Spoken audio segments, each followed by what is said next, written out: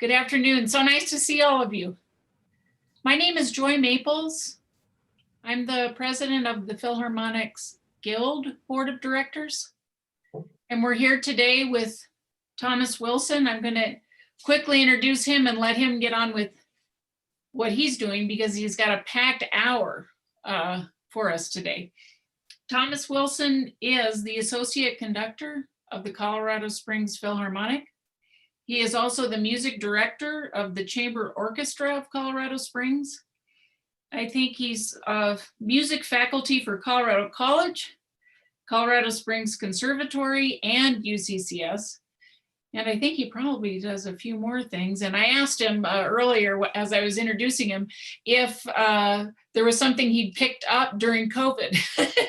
You know, a new skill, a new talent, a new interest. So I'm going to go ahead and introduce Thomas Wilson. Thank you so much for joining us today. Well, thank you very much, Joy. I appreciate it. So this is going to be the first of these, and we'll try and do one once a month on a different piece every time. And I know some of you actually commented in advance. You were like, well, Beethoven's Fifth. Everybody knows Beethoven's Fifth. Well, hopefully in the PDF that we sent out in advance, hopefully you found some new facts. I did some very, very deep research, many dozens of sources, hopefully some new things there. And then I wanted to present as part of this discussion today, some things that maybe we really couldn't put in the PDF. And of course, since this is kind of like a book club, the whole point is to have some dialogue. So I'll do a little bit of presenting as we go, but I'm hoping that you will all feel free to chime in. If you look, it's probably at the bottom of your screen. It might be in different places depending upon what devices you are using. There, you'll notice that there's a chat icon. You can click on that and the chat should open, and then you can put in any questions or comments that you'd like to add. And then we might ask that you actually, at some point, we might have you actually unmute and have a dialogue. That's really what we're here for today, is to have a little discussion. So it's all there, and Catherine and Joy are monitoring the chat. So if you have any questions you don't want to ask personally, just put them in there and they'll interrupt me and ask. And otherwise, hopefully I get to dialogue with some of you directly. So yes, Beethoven's Fifth, the absolutely ubiquitous symphony. And it's almost guaranteed to sell out any concert hall. We're very lucky to have it for that reason. But nonetheless, it is absolutely iconic in the repertoire, and it's even something of a cultural reference. And so sort of to set the tone, I wanted to start with my favorite cultural reference of Beethoven's Fifth. And so this is a little something from pop culture, and it's actually from The Simpsons, when they build a concert hall in Springfield, and they're all there for opening night, and this happens. I'm so excited. It's like giving birth to a child of steel and iron.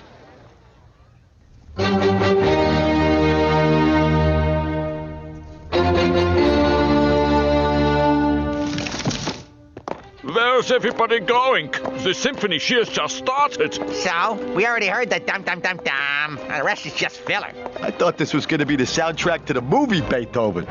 Was I sadly mistaken? Sounds better on my cell phone. Don't leave now. The next piece is an atonal medley by Philip Glass.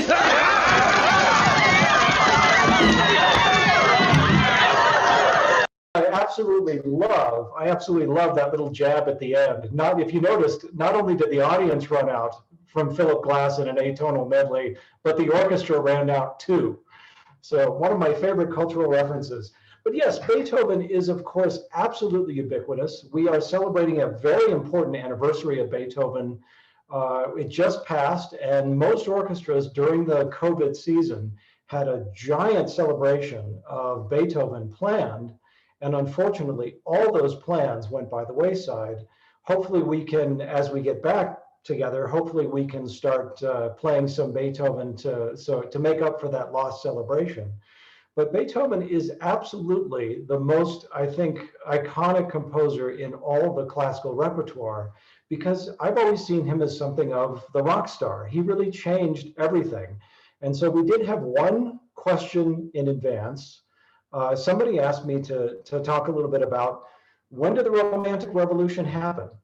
There are a lot of people who think it actually happened in music first.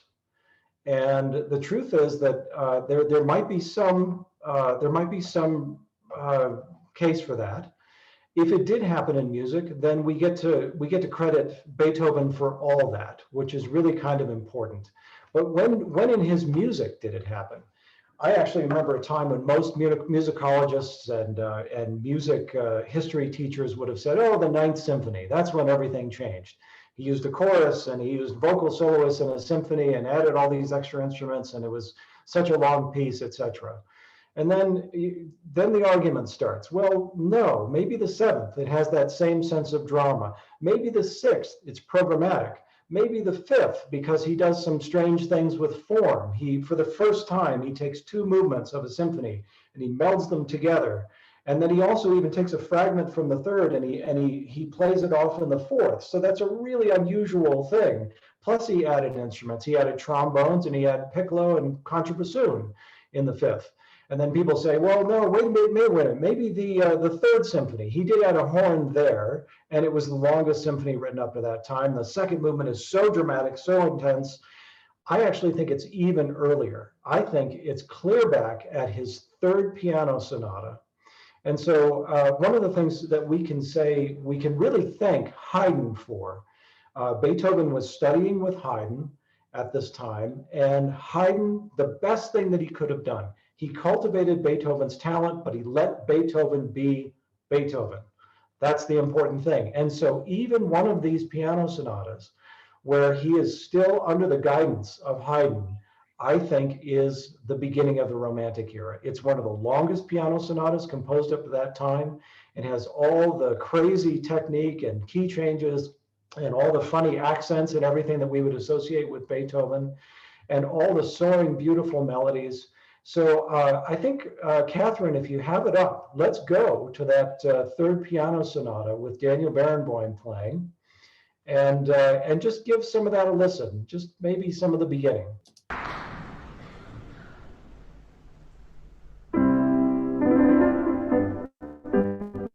Excellent. So we heard through the first theme and into the second theme. That technical outburst that you heard there, that would have not been like Haydn at all. And it was much more dramatic than anything Haydn would have composed. Fortunately, Haydn let Beethoven be Beethoven. And I actually think if you listen through that whole piano sonata, it's a glorious piece. It's a fantastic piece. And the second movement especially is so romantic. All these beautiful harmonies and sweeping melodies that we would expect from a more romantic Beethoven. And so it's a glorious piece. And I really believe that that is the beginning of the Romantic era in music. We had Mozart, even some of his later compositions, he sort of had one foot in the Romantic, but this is where it really begins.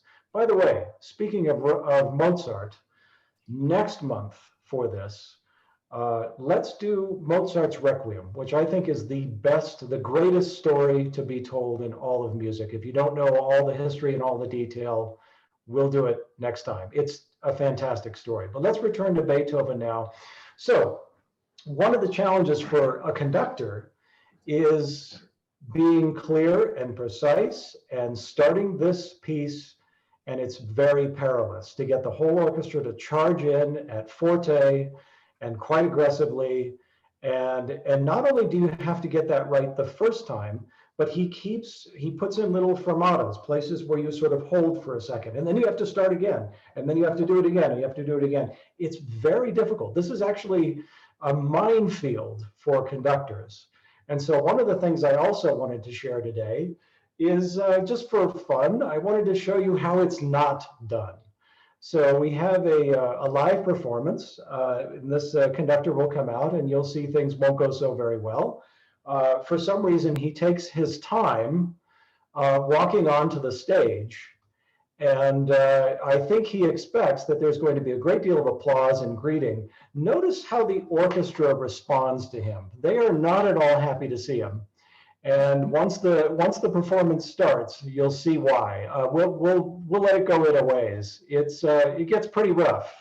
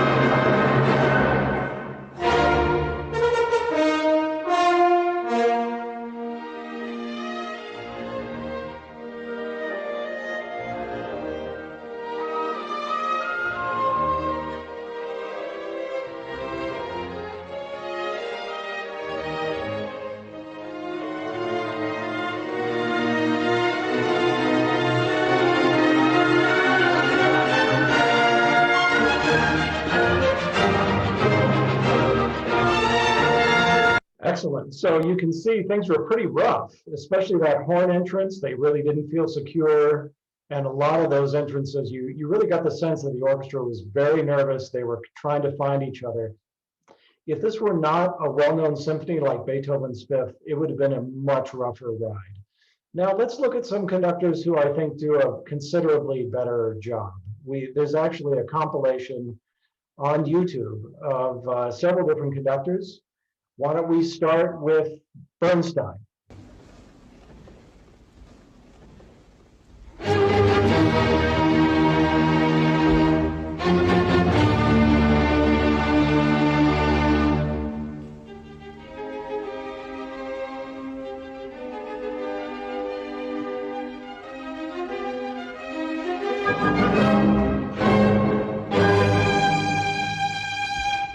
Excellent. And obviously much better. You hear the orchestra playing much better together.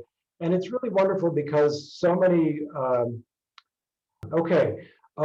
you hear a very different approach from so many different conductors. So Bernstein, of course, an important American favorite. Next, how about Daniel Barenboim, a very cerebral conductor. Excellent, though. He's more associated with, say, Wagner, Bruckner, Mahler. His Beethoven is not necessarily well known, but I've heard some fantastic performances with him at the podium. Let's give him a listen.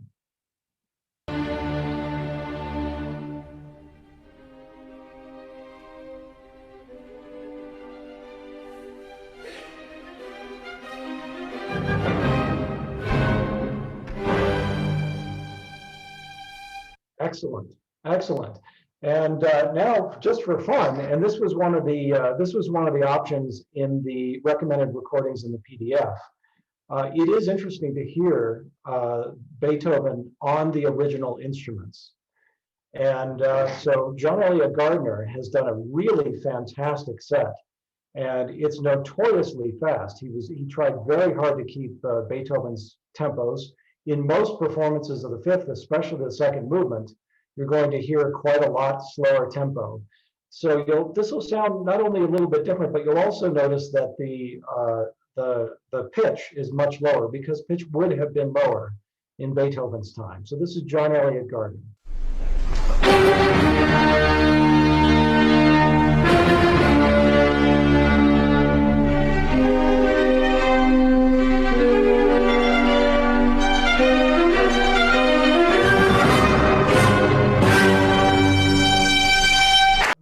attendant to Christian Thielemann, also a very fine conductor. Notice he started without even waiting for the audience to stop applauding. Not sure how I feel about that. And the last one, Simon Rattle. So this is on modern instruments as well. But notice the tempo. I think he's really trying hard to keep Beethoven's tempo, which is just at a breakneck speed.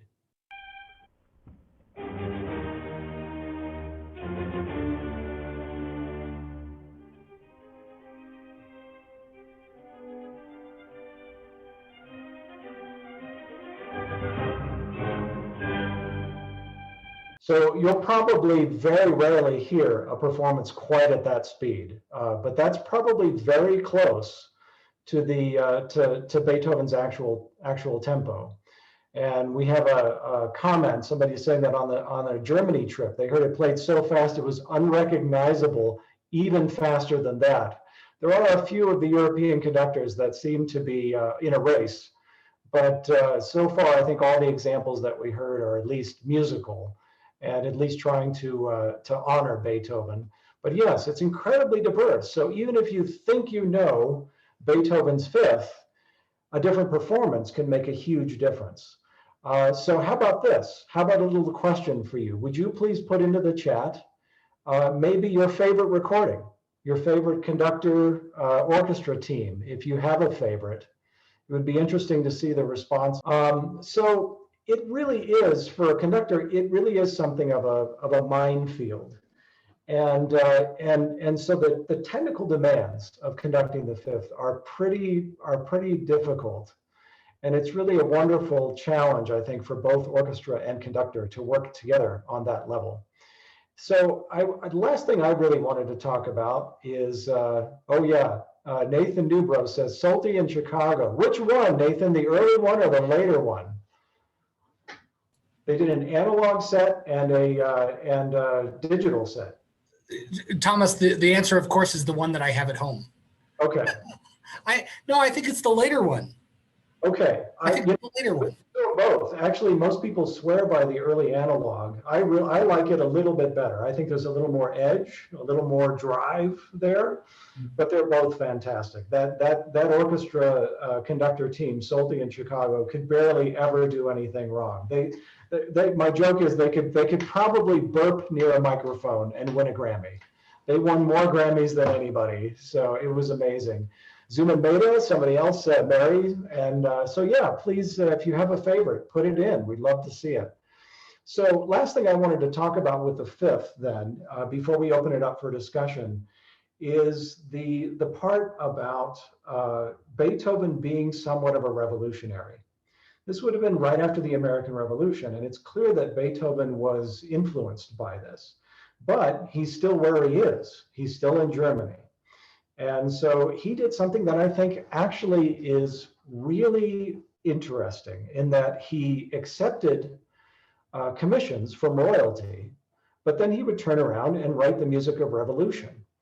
And so in this particular case, the Fifth Symphony had a dedication.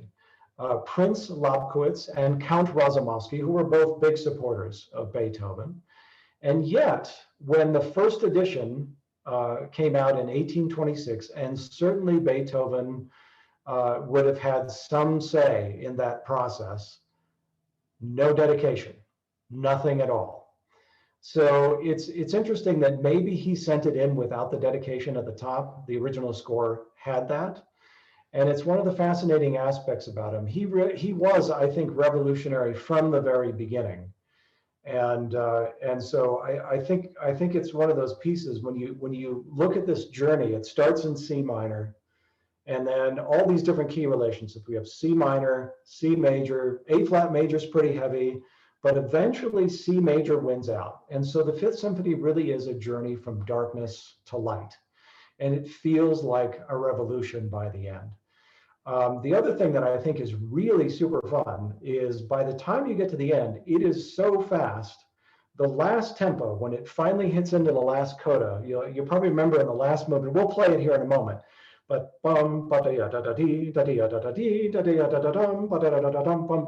those beats are entire measures. So in, say, beginning band or orchestra, if you ever had the privilege to do that, a typical measure would take a while. It would be like usually a 4/4 measure at middle of the road speed, 1, 2, 3, 4. And this is 1, 1, 1, 1, 1. Absolutely just fiery music, just blazing away. And so why don't we give a listen to that very end as he gets into that groove. And so, Catherine, if you have the list, it's the last it's the finale. And by the way, we're talking about Chicago and Solti. This is a live performance of them.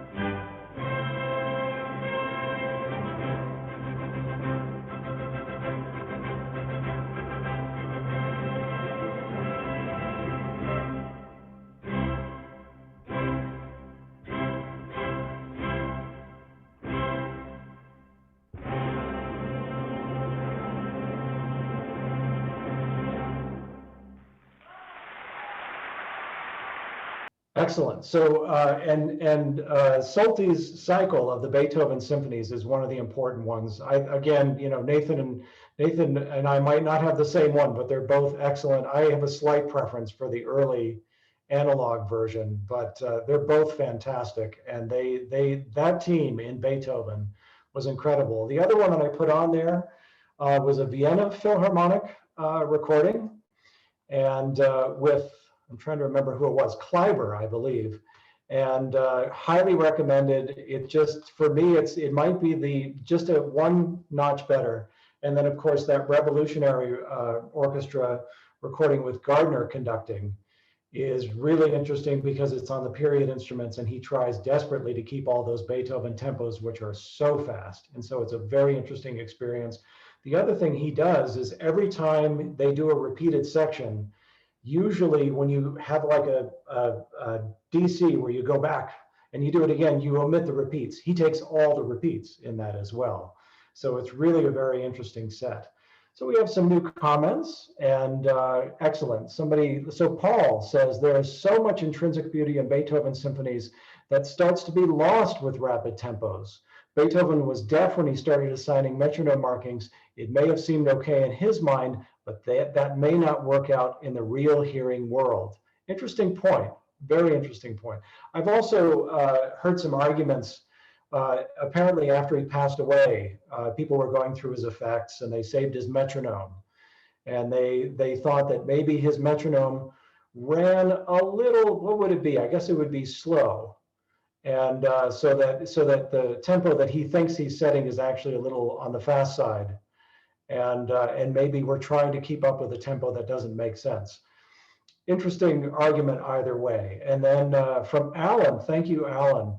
Alan says, Solti took the last phrase of the Ninth Symphony of the Presto super fast that in rehearsal the CSO could not keep up. And he sang in the CSO chorus at the time. Oh, are you lucky, Alan? And actually, if you want to at some point unmute and tell us what that was like, I'd love to hear about it. I'd love to have some dialogue with some of you. So feel free to contact us in the chat and unmute. Did Alan just unmute? Yes. Excellent. Can you turn on your camera too? We'd love to see you. Oh, okay.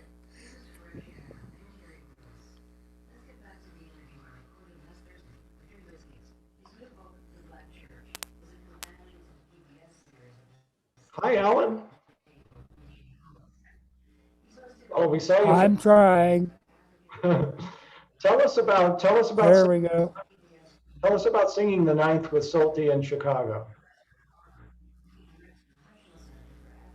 Well, as I said in the Presto, the final movement, he took it I think, close to 1.5 times the metronome marking, and he was beating, that fast per measure for that. But the rest of the tempi in the choral movement was pretty standard, actually.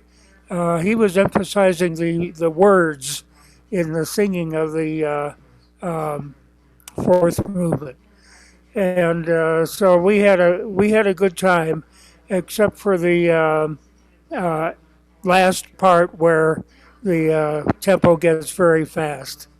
So, but it was a pleasure to sing with Schulte conducting. My problem is that he did not have a good arm movement to keep in sync. So we were essentially all watching him just for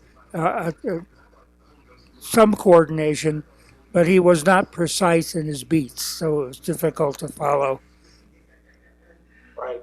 Actually, Alan, you make a very good point. A lot of the big name conductors you saw actually on those examples, they're not always the most pretty in what they conduct, and it might not even be entirely clear in a lot of instances. So it really forces the orchestra to rise and listen and communicate with each other and stay together. And Solti was pretty infamous for that, and yet he had this incredible output and this incredible tenure with the Chicago Symphony, where they were winning Grammy Award after Grammy Award. So it's really a testament both to the orchestra, but it was about the ideas with Solti. He had such a connection to the music, and his rehearsals were fascinating to watch. And then it's that architecture. When you listen to Solti's recordings, it's like you don't really feel like you're hearing this piece through the lens of George Solti or through any lens at all. You also get a sense of architecture. You can start a Mahler symphony or a Shostakovich symphony, some huge work that's over an hour, and you always get a sense of the architecture and where you are in the piece, and you never find yourself looking at your watch. And there aren't many conductors who can do that. So it's interesting. He was a fascinating conductor. In fact, I have his memoirs back there, and there's also a book. I think it might have been one of the musicians that wrote a book about an entire season with him, with the Chicago Symphony. It was a fascinating team, and their recorded output is just impeccable. It's so good, one gem after another. So yes, I'm really glad that Alan, that you got to have that experience working with them. And the Chicago Symphony during that time, that was the best orchestra in the world. I was in my undergrad for some of that, and if they were playing a Mahler symphony or something big, and we could do it, we would pile in the car. We'd probably skip classes Friday afternoon, and we'd pile in the car and drive all the way to Chicago nonstop. And sometimes without tickets. There are certain tickets in Chicago Symphony Hall that they wouldn't sell because they were behind pillars and stuff. They wanted to make sure as they're taking your money, they would say, you realize you're not going to see anything, And so we would just sit in line and wait forever. And in those days, the demand was so high. You would see people pulling up in cars and ticket scalping and going. It was crazy how popular they were. And then we would get in, by then we would be pretty ripe college students, and we'd get in and we'd sit behind these pillars, and we'd sit and we'd wait and we'd watch. And then as soon as the overture was over, we if there was a good seat nearby, we'd jump right over there and sit and we listen. And that team doing Mahler especially, it was worth a drive all the way to Chicago. And then of course we would hit the jazz clubs afterward.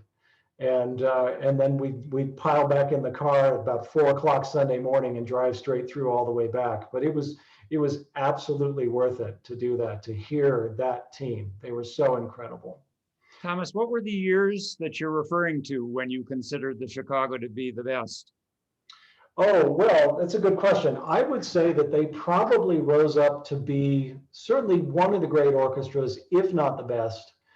You saw inklings of it in the 50s when they were with Reiner. And so you hear with Reiner, like virtually every one of those recordings is definitive. There also Sprach Zarathustra is like unmatched. And there are a bunch of great recordings in that time period. And then they just kept climbing. And then Solti was the period where they couldn't do anything wrong. And then I would say, that there was a team of principals that really sort of drove the quality level. Christopher Luba actually was the guy that figured out intonation and got the brass to really play in tune for the first time. And this was something that other orchestras hadn't done. Suddenly the Chicago Symphony Brass, we think of the Chicago Symphony Brass as being the best. They were, of course, at that time, but as loud as they sound, as powerful as they sounded, it was mainly because they were playing really well in tune, because Luba had everything figured it out, and just, they worked together to make this happen. And it just sounds so much more powerful.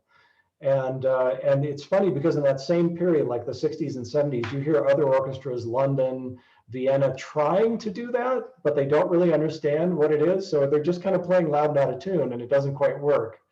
So I would say around then, Jessica just commented that yeah, Big Five orchestras, certainly they were in the top five, but I would say from at least in the 70s, 80s, they were probably, if I had to say this is the best orchestra in the world, that would have been the one. And then today, probably Berlin. So it changes. You spoke of the brass too. Was that when Dale Clevenger was the first horn player? Yeah, Clevenger followed Christopher Luba. So Christopher got them playing in tune, and then he retired and he moved to Seattle. Okay. And then Clevenger came in, and Clevenger's just a monster. It's just a brick wall of sound listening to that man. And every solo was just fantastic and wow. But yeah, I think they had a team of principals especially that were so good. And then, long about the 80s, they started retiring, and then the sound of the orchestra changed. And I think they're figuring it out right now. They're still a great orchestra, no question. But last time I heard them, it wasn't the same old edge. But that happens with orchestras. They go through periods of growth, and they get a special sound, and then it kind of dissolves, and they have to reinvent it, and it's just part of the process. And then Alan Hirsch. Alan, thank you for commenting again.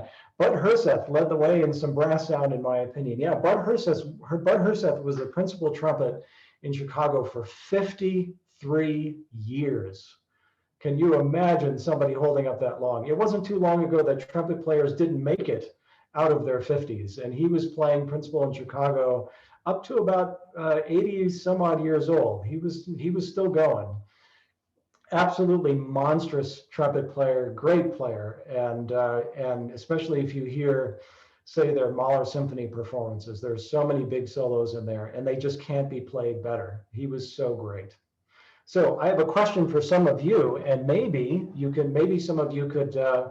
There's at the bottom of your screen, you can also raise your hand if you wish, and maybe we could include some of you. I'd like to know about your first experience with Beethoven's Fifth.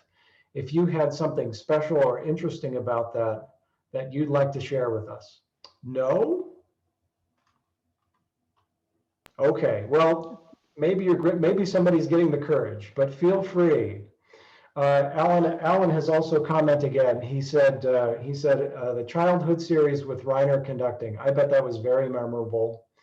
And I actually got to see, when I was a little kid, I got to see one of the Solti performances, and it was a kid's performance, and they still did Brandenburg Second, the finale. And so Bud Herseth had to do all this, really pretty tough stuff, and then had to step up front and play the Brandenburg Second, which is the hardest thing for trumpet. Nathan has a tragic story of Beethoven's Fifth. Nathan, we must hear this. It's only funny now. That's what you have to understand. It wasn't funny at the time. And Lynn has this. Lynn just mentioned the same thing. The backstage and front of house, meaning the lobby, always talk to each other during the performance, especially around intermission. And I won't get into it, but somehow the message didn't get through that the performance was about to begin, and so there were still people in the lobby, and you know, having a little reception in the second floor space when the second half of the concert began, and they missed the beginning of Beethoven's Fifth Symphony, and it was terrible. But it's funny now. That's rough. That's really rough. I was watching a performance of Beethoven's Fifth, and one of the violinists.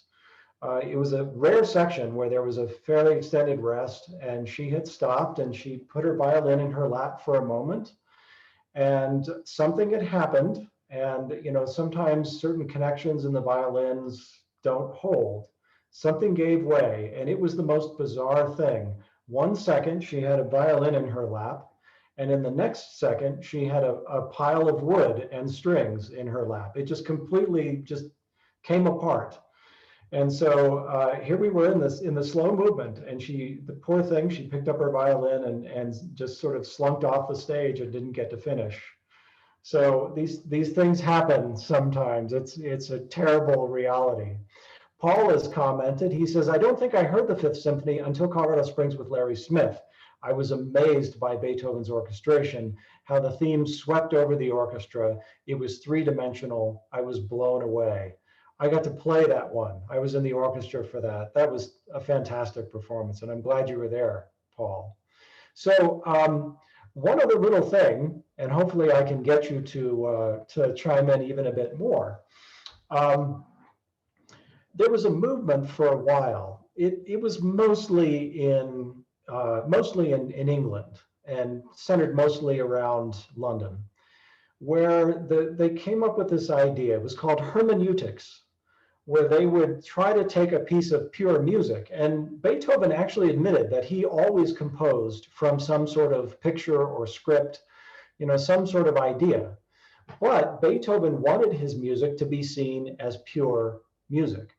So the question would be, what was his script? What was he trying to say with the Fifth? There are a lot of people who say that those first four notes, those really loud four notes, that's fate knocking at the door. And of course, just the dramatic tension of the first movement. It feels almost like you're being pursued. There's a moment in one of the Merchant Ivory films where they're actually, just as backdrop, they're kind of featuring one of these lectures, and they were pretty ridiculous. And the lecturer is saying that the theme, that this was a horse. And there's a gentleman in the audience, I would have been this guy, stands up and he's absolutely outraged. Why a horse? Why a horse? But it's still kind of fun to wonder, since Beethoven did admit to writing from a script, what he might have been writing about. So question for all of you, and feel free to send your answer in the chat. Do you think that Beethoven's Fifth Symphony is about anything? Do you think that he had something in mind when he composed it? Was he composing from a script? Was he trying to bring a certain idea forward? It's an interesting idea. So if you have some thoughts, put it in. This is a very quiet group today. It's too bad. Sheila, you have a very nice smile. You just smiled. It was nice to see. But yeah. Okay, so we're getting close. We're about 2:45. So next time, Mozart's Requiem. Now, you might remember that many years ago, I did a lot of cutting edge research into Mozart's Requiem, and we did a Vanguard on that I still get people stopping me in the grocery store about that Vanguard. And many of you are new to the Philharmonic, and I actually have done some new research. So for next month, we're going to explore Mozart's Requiem. It is, in my opinion, the greatest story in all of classical music. There's so much drama to it. There are so many characters, so many crazy things happen in the development of that symphony. Even the fact that it exists, you know, that most of you know that it was commissioned. and it was commissioned by a gentleman who had lost his wife. And he did two things to remember her. He commissioned the Requiem, and he had a stone and marble statue made to commemorate her. Guess which survived?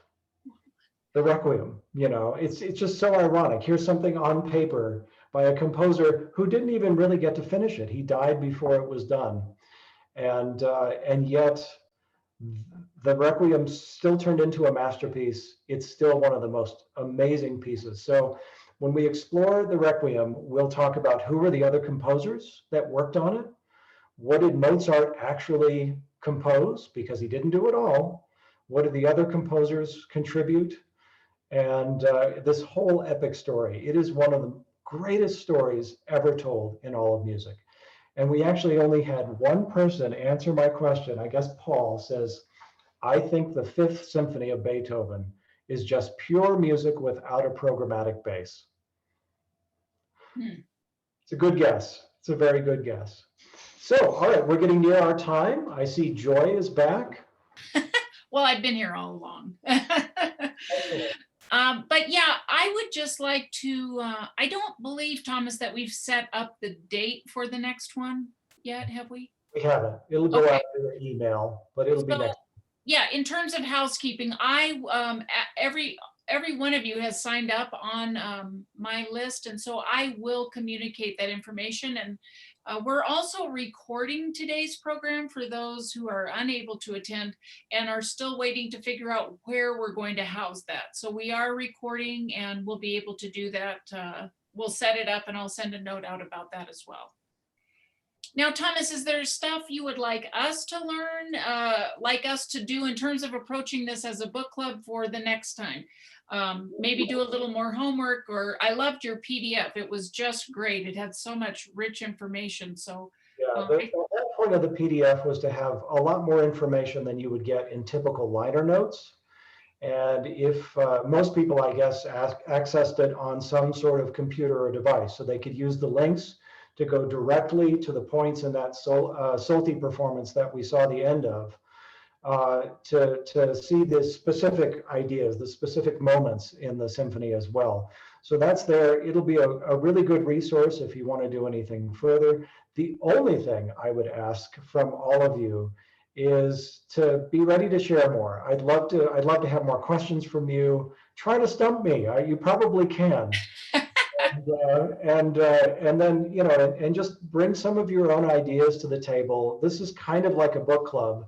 And although there are so many of us in the chat today, I'd really love to hear from any of you. So if you have questions or anything, please do chime in, and or even just impressions, your own experiences. I'd love to hear it. well, and Thomas, I want to thank you so much for taking time to, you really did a lot of work for this, making this happen this hour today. And I really appreciate that very much. And also Mary Cap, if I can't see you on here, but I wanted to thank you too for your help in this.